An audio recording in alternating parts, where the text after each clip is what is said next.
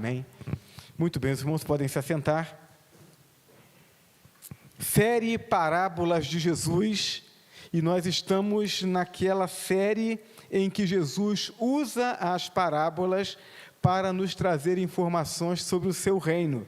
Então eu quero compartilhar com os irmãos hoje Mateus capítulo 13, versos 44 a 46. Evangelho de Mateus, capítulo 13, versos 44 a 46.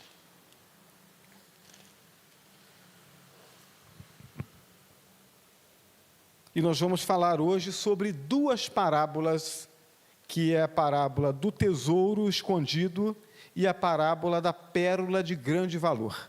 O texto de Mateus, capítulo 13, versos 44 a 46, nos dizem assim: também o reino de Deus, o reino dos céus, é semelhante a um tesouro escondido num campo, que um homem achou e o escondeu. E pelo gozo dele, vai, vende tudo quanto tem e compra aquele campo. Outro sim, o reino dos céus é semelhante ao homem negociante que busca boas pérolas. E encontrando uma pérola de grande valor, vendeu tudo quanto tinha e comprou-a. Que Deus abençoe a leitura da sua palavra. Amém? Muito bem. Jesus continua nessa série de parábolas, nos ajudando a entender o que é o reino de Deus. Jesus vem ao mundo, ele inicia o seu ministério, e então quando João Batista prega a respeito de Jesus, ele diz: arrependei-vos porque é chegado o reino dos céus. Por que é chegado? Porque Jesus está entre nós. Então Jesus iniciando o seu ministério, declara-se a respeito dele: o reino dos céus chegou. E esse reino vai crescendo na medida em que as pessoas vão se convertendo, vão ouvindo a palavra, vão abrindo o coração e vão sendo transformadas por Jesus. Então Jesus está falando aos seus discípulos e em algumas oportunidades falando também à multidão, e ele vai trazendo parábolas através das quais ele vai trazendo informações sobre o reino dos céus. Como nós já ouvimos em outras vezes, quando Jesus fala sobre aquilo que é o reino dos céus, não sobre o evangelho da salvação, sobre a necessidade de aceitar, de receber o Filho do Homem, essa mensagem é para todos, mas quando ele fala sobre os valores do reino dos céus, ele não fala para as multidões, ele fala para aqueles que creram nele.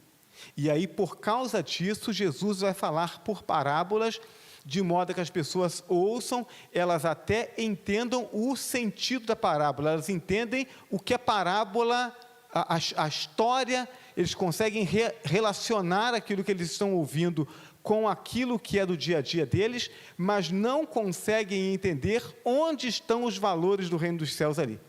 Essa explicação, ela é exclusiva daqueles que já creem. Por quê? Porque se a pessoa ainda não creu em Jesus, não adianta tentar explicar para ela os valores do reino, porque ela não entende. Não faz sentido. Paulo, quando escreve aos Coríntios, ele fala sobre isso. Ele diz: o homem natural não entende as coisas espirituais. Parece loucura. Por quê? Porque elas são espirituais, elas só podem se discernir espiritualmente. Então Jesus diz: por causa disso, eu falo por parábolas, para que eles não tenham essa informação, ouvindo eles não entendam. Por quê? Porque não adianta. As bênçãos do reino são para os filhos do reino.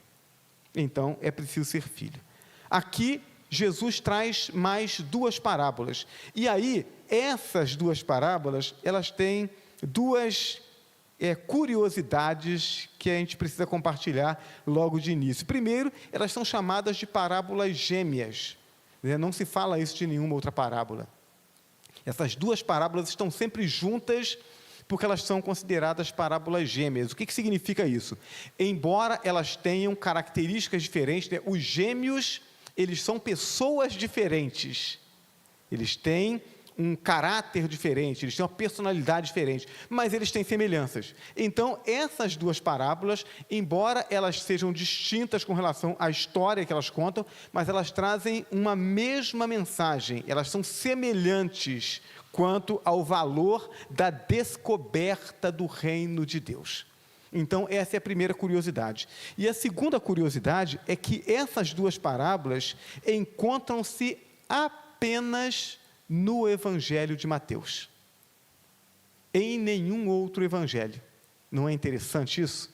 E aí, essa curiosidade, ela faz com que a gente considere a hipótese, essa hipótese levantada pelos estudiosos do Novo Testamento, de que essa parábola tenha sido contada não num contexto público, mas apenas para os discípulos. E aí, se ela foi contada apenas para os discípulos, então apenas Mateus a registra. Por quê? Porque João é o outro discípulo que escreveu o evangelho que teria ouvido, mas João não conta nenhuma parábola. O evangelho de João não tem parábolas. E Marcos e Lucas, eles não são discípulos que participaram do grupo dos 12. Marcos e Lucas se convertem depois. Então, eles não ouviram essa parábola. Por isso, a parábola está presente apenas no Evangelho de Mateus. Muito bem, vamos aos detalhes dessas duas parábolas. Primeiro, a parábola do tesouro escondido. O texto diz: também o reino dos céus é semelhante a um tesouro escondido num campo, que um homem achou e escondeu, e pelo gozo dele vai e vende tudo quanto tem, compra aquele campo. Muito bem, o que o texto está trazendo de informação para a gente? Segundo os historiadores, essa prática de esconder tesouros num campo, de cavar e enterrar o tesouro, era uma prática comum, não só naquela época, mas desde muito tempo antes. Por que isso? Por que as pessoas faziam isso? Primeiro porque nos tempos anteriores não havia bancos, ok? E as pessoas tinham medo de guardar o dinheiro em casa. Eram tempos de guerra. Então, quando havia guerra, ou a pessoa que possuía aquele tesouro, ela era convocada para a guerra, ela ia, então seu tesouro ficava em casa, alguém podia roubar. Ou então, se o lugar em que ela morasse fosse atingido pela guerra, o exército que vinha, ele não só guerreava, mas ele pilhava tudo aquilo que havia se ele fosse vencedor. Então, o que a pessoa fazia? Em tempo de guerra, ela pegava o seu tesouro, as coisas valiosas que ele tinha, escolhia um lugar num campo, talvez num terreno dele mesmo, ele cavava, enterrava aquele tesouro. Então, se a guerra atingisse aquele lugar, quando a guerra acabava, ou se ele fosse convocado para a guerra, quando ele retornava, ele ia lá e recuperava o seu tesouro. Só que podia acontecer, por exemplo, de essa pessoa indo para a guerra, ela morrer na guerra. E quando isso acontecia, o que acontecia com aquele tesouro? Ninguém sabia onde estava aquilo. O tesouro ficava perdido lá. Alguns historiadores, eles contam que na invasão, quando Roma toma Israel, depois da diáspora, no ano 70 da era cristã, quando Jerusalém é invadida pelo exército de Roma, sob o comando do general Tito, e então os judeus são espalhados, aqueles que não morreram naquela batalha, foram espalhados, enfim. O que se conta dos historiadores é que Roma descobriu muitos tesouros incontáveis, enterrados. Então, isso era uma prática. O que a lei de Moisés dizia? A lei de Moisés dizia que se alguém encontrasse alguma coisa que outra pessoa tinha perdido, ele deveria descobrir quem era aquela pessoa e deveria devolvê-la. Então, essa era a lei. Agora, se a pessoa encontra alguma coisa e ela não consegue descobrir de quem é, então não há problema nenhum em que ela se aposse daquilo.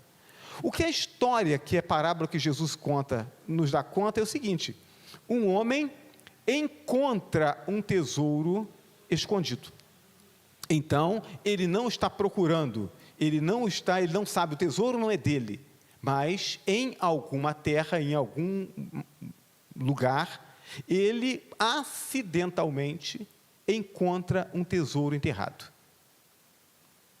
O que ele faz? Ele poderia pegar aquele tesouro, desenterrar, catar aquilo e levar para ele. Só que ele tem uma consciência moral. E ele diz: bom, isso aqui não é meu. Para que eu me aposse, precisa ser meu. Também não é do dono da terra, porque nós não estamos em guerra. Então, se a pessoa que comprou essas terras, o dono dela atual, não veio aqui, não desenterrou esse tesouro também não é dela. Então, qual é a atitude mais honesta que ele pode ter? A atitude mais honesta é ele pegar, entendendo que aquele tesouro é muito precioso, ele vai, vende tudo aquilo que ele tem, para que ele possa ter um montante para poder pagar o preço justo por aquele terreno, de modo que o dono do terreno venda o terreno para ele e que receba um valor justo. Uma vez comprado o terreno, então agora o tesouro que está enterrado naquele terreno passa a ser dele. Essa é a ideia, essa é a informação que a parábola traz a respeito do tesouro enterrado, ok? Então o homem vem, descobre um tesouro, ele pega, enterra o tesouro de novo, deixa o tesouro ali, vai e vende tudo o que ele tem, porque ele entende que aquilo que ele achou é tão precioso que vale a pena ele abrir mão de tudo aquilo que ele possui para comprar aquelas terras. E depois ele compra as terras, e então ele tem o tesouro para ele. A segunda parábola é a parábola da pérola de grande valor. E aí veja, a narrativa ela é um pouco diferente. O texto diz: outro sim, o reino dos céus é semelhante ao homem negociante, que busca boas pérolas, e encontrando uma pérola de grande valor, vendeu tudo quanto tinha e comprou-a. Muito bem, nessa parábola, o homem não encontra a pérola acidentalmente. Esse homem é um negociante que viaja comercializando coisas de grande valor. A língua grega, ela tinha duas palavras distintas para negociantes. Tinha aquele negociante que é o indivíduo que fica no local, ou ele tem uma loja, ou ele tem um comércio ambulante e ele fica ali naquela região dele. Esse indivíduo era chamado de capelos. E tinha o negociante, que era aquele indivíduo que viajava, ia para terras distantes, e ele buscava coisas preciosas para poder comprar e vender. Esse indivíduo era chamado de emporos. Esse é o nome de negociante para essa pessoa que viaja a negócios. Então, é essa palavra que é utilizada aqui nesse texto. Esse indivíduo é um indivíduo que comercializa coisas preciosas. Em particular, ele comercializa pérolas, é o que o texto diz. Um homem negociante que busca boas pérolas. Bom, as pérolas eram elementos de grande valor, talvez mais valorizadas do que são hoje. Naquela época não havia pérolas falsas, hoje você tem muitas pérolas falsas. Então algumas pessoas compram a pérola sabendo que é falsa, né? Paga menos e, né, tem uma joia que não é uma joia tão preciosa.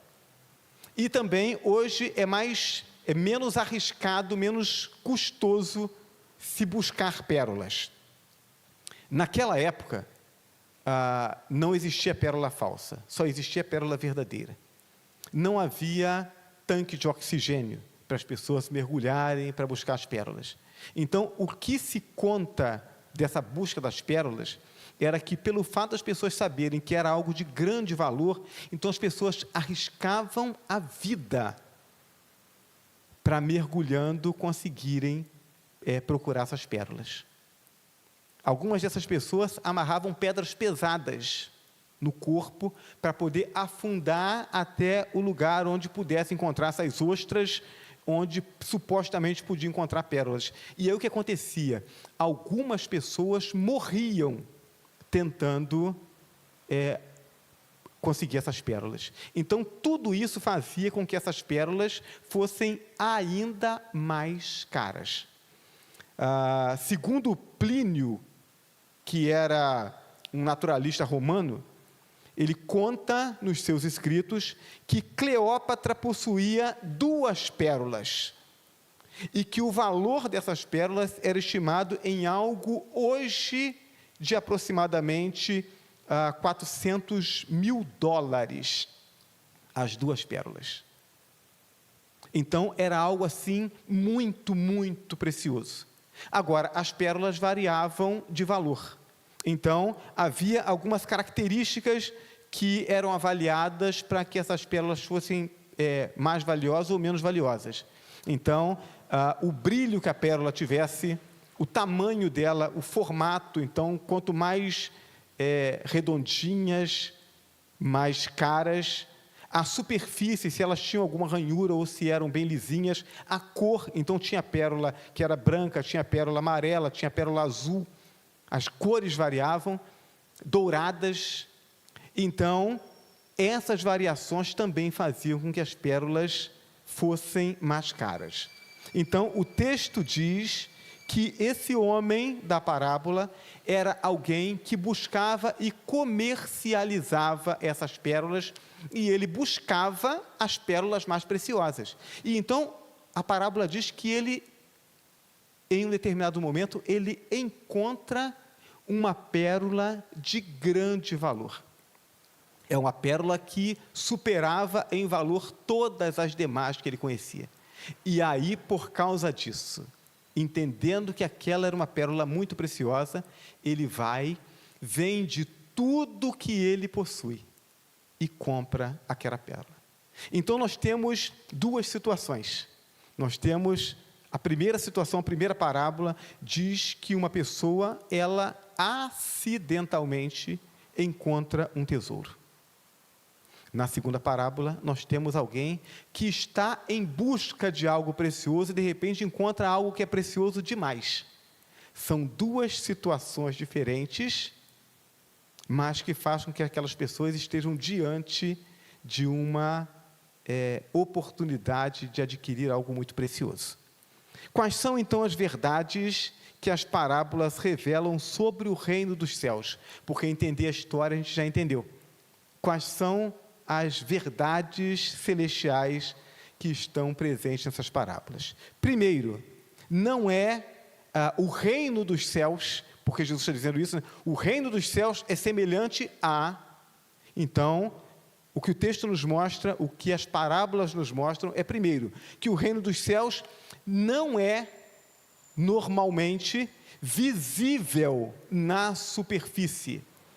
Ou seja, de maneira natural, o homem natural, a humanidade corrompida pelo pecado, não percebe com facilidade o valor desse tesouro. Passa por ele, esbarra nele, está perto dele, mas não o percebe. Por quê? Porque ele não está à vista naturalmente, ele está profundo, ele está escondido. Somente aquele que é tocado por Deus. E aí a gente precisa ter essa percepção, meus irmãos. Todos nós que um dia cremos no Senhor Jesus Cristo como Salvador, eu me lembro das palavras do pastor Sami Tipti, no livro Fator Oração, e ele diz assim, olha, todas as pessoas que um dia confessaram Jesus como Senhor e Salvador, antes de elas confessarem Jesus, alguém orou por elas. Então, se Deus não abrir os nossos olhos espirituais, nós não conseguimos enxergar esse tesouro. Eu me lembro quando eu visitei pela primeira vez a primeira igreja batista em Mendes, a sensação foi assim, como se tivessem tirado um véu dos meus olhos. A primeira igreja batista em Mendes, se um dia os irmãos visitarem a cidade de Mendes, os irmãos vão ver. A cidade de Mendes tem 17 mil habitantes, é um ovinho. Então, é uma rua que vem de Paracambi. Aí, quando chega no centro de Mendes, divide em mão única, né? Você passa por um lado da igreja matriz, contorna na frente na praça e volta pelo outro lado. E aí, na praça, você pode seguir para a Barra do Piraí, via Ipiranga, e ir para Vassouras também, ou você pode seguir numa outra direção e ir para a Barra do Piraí via Morsing. É isso. Eu passava praticamente todos os dias em frente à igreja e eu nunca tinha visto aquela igreja. Era só mais um prédio. Até o dia que eu entrei ali, ouvi a palavra ali, nunca mais pude deixar de ver aquela igreja e por fim o evangelho me alcançou e me transformou. Então, os valores do reino dos céus estão assim, estão escondidos. Se a pessoa não for tocada por Deus, ela não consegue perceber o valor daquilo. Segundo, o reino dos céus deve ser apropriado individualmente. Nas duas parábolas, o que nós vemos é a aquisição feita por um indivíduo. Um indivíduo encontra o tesouro escondido. Ele vai e vende tudo que ele tem e ele vai e compra aquela terra, para que ele adquira aquele tesouro para ele.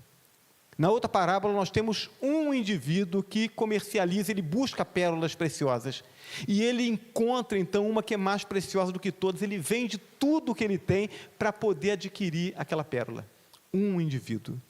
O reino dos céus, ele deve ser apropriado individualmente, né? Ninguém vai para o céu de carona, né? Minha mãe costumava dizer para os meus dois irmãos, né? A Ariana e Alexandre, Deus não tem neto. E há pouco tempo eu ouvi uma irmã aqui da nossa igreja dizer que ela disse isso para as filhas dela, né? Deus não tem neto. Então, ninguém vai para o céu porque papai ou mamãe são crentes. Cada um precisa tomar a sua decisão de confessar Jesus como Senhor e Salvador. Terceira mensagem que essas parábolas trazem: o reino dos céus é de tão grande valor que a sua aquisição produz alegria incomparável. O verso 44 diz que depois que o homem descobre aquela pérola tão preciosa, o texto diz, e pelo gozo dele, pela alegria dele, ele vai e vende tudo que tem,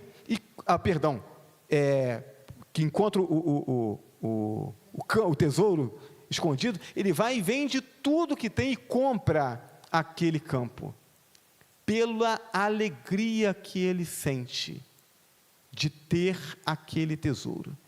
Nada nesse mundo pode se comparar com a alegria que o reino de Deus traz para nós quando nós ingressamos nele, quando a graça de Deus nos alcança. Nós, os que fomos alcançados pela graça, sabemos disso. Então, eu compartilhava com alguns irmãos, né, há poucos dias, exatamente a respeito disso. Essa alegria que eu senti quando eu recebi Jesus no meu coração, e o medo que eu sentia na minha imaturidade espiritual. Eu acordava pela manhã, aquela alegria no meu coração de ter Jesus, de ter a comunhão da igreja, e eu sentia às vezes medo de que aquilo acabasse. Eu ficava com medo daquilo passar. Era tão bom que eu ficava com medo daquilo passar. Por quê? Porque eu nunca tinha sentido aquilo antes. Graças a Deus não passou até hoje. E não passará. Quarto, o reino dos céus é conquistado por diferentes experiências. E isso é muito interessante, irmãos.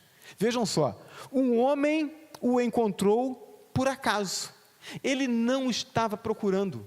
Ele estava fazendo sei lá o que naquele terreno. E aí, de repente, ele encontra o tesouro. Eu acredito, né, pela minha história, eu acredito que tinha chovido, né, vou aqui com as minhas heresias particulares, né, eu acredito que tinha chovido, o rio encheu e ele falou assim: vou pescar.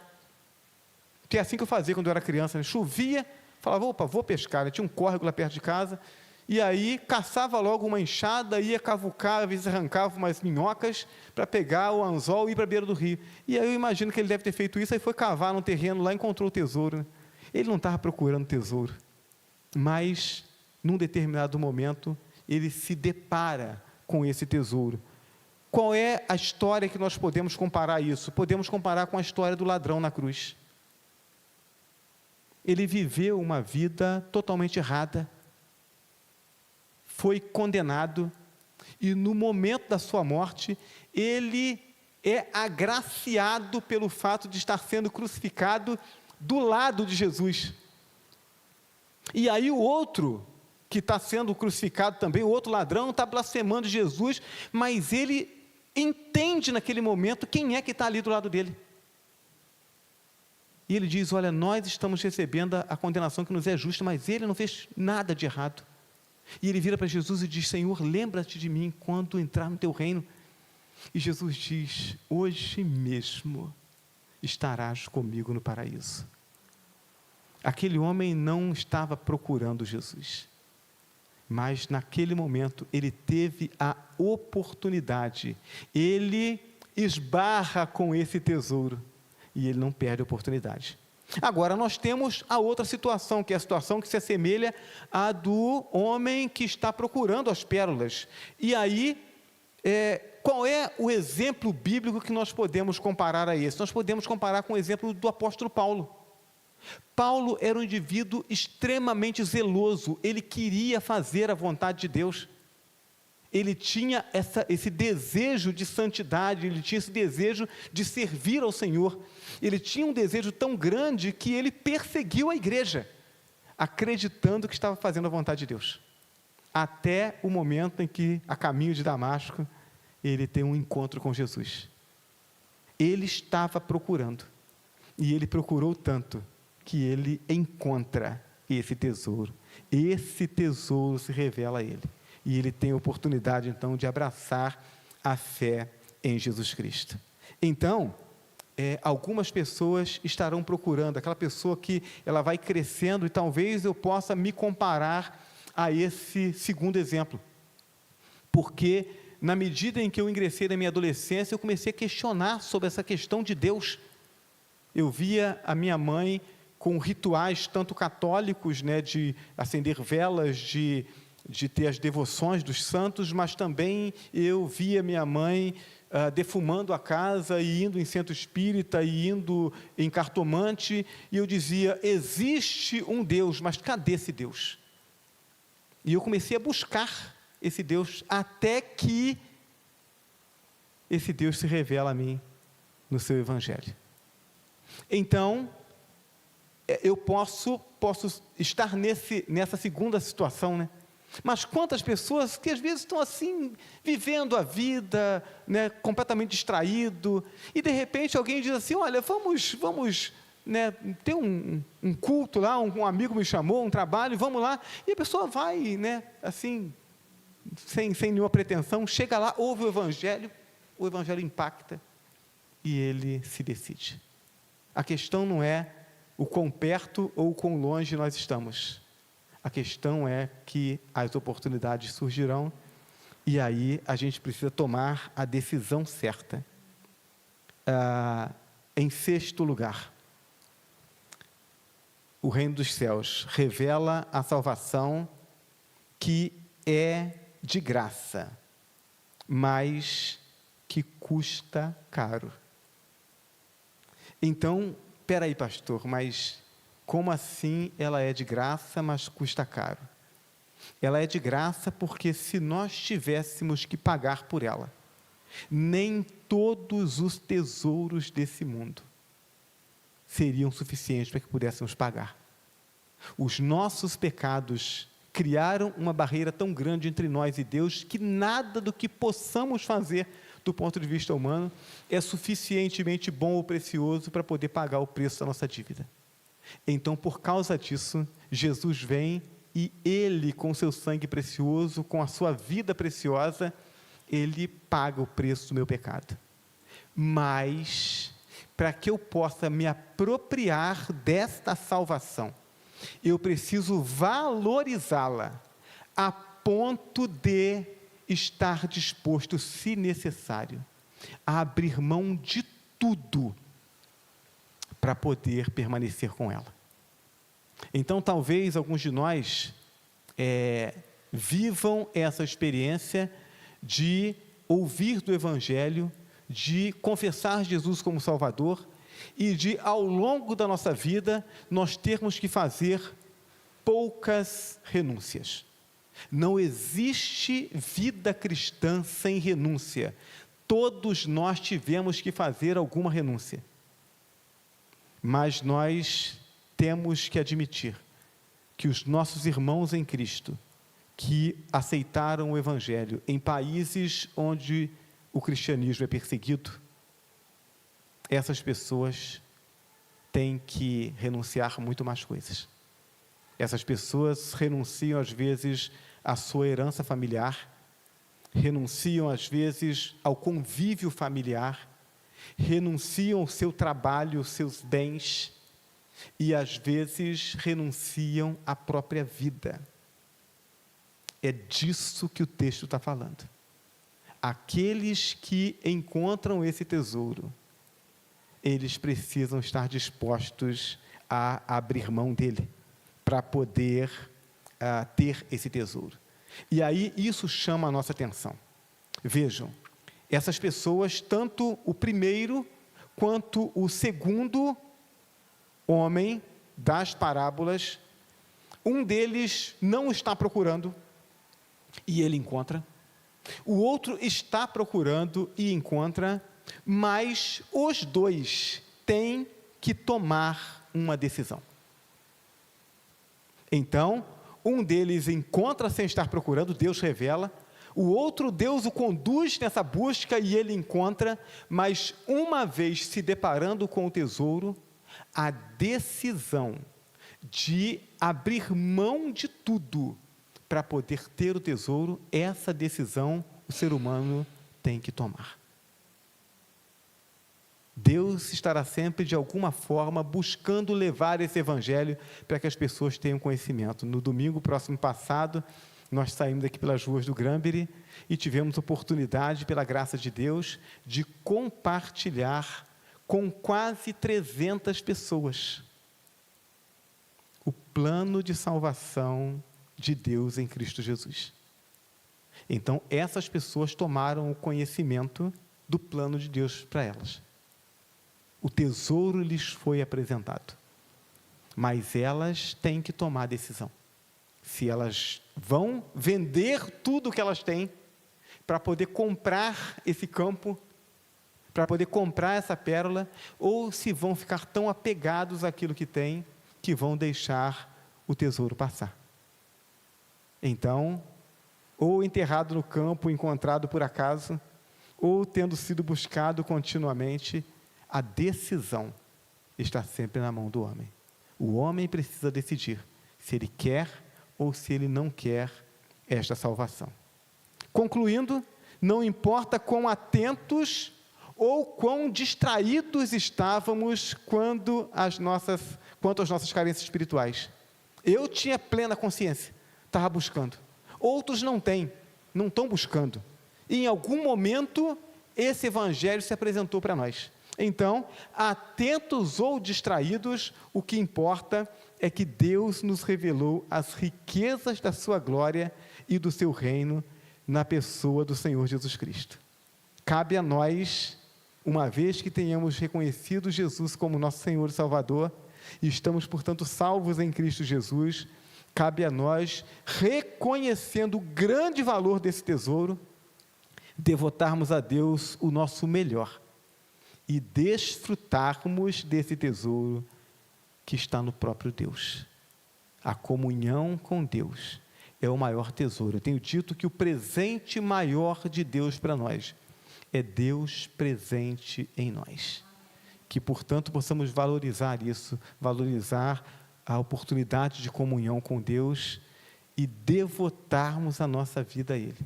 Deus quer que a gente se alegre nele e que conte a respeito dessa alegria, para que outros possam descobrir e abraçar esse mesmo tesouro.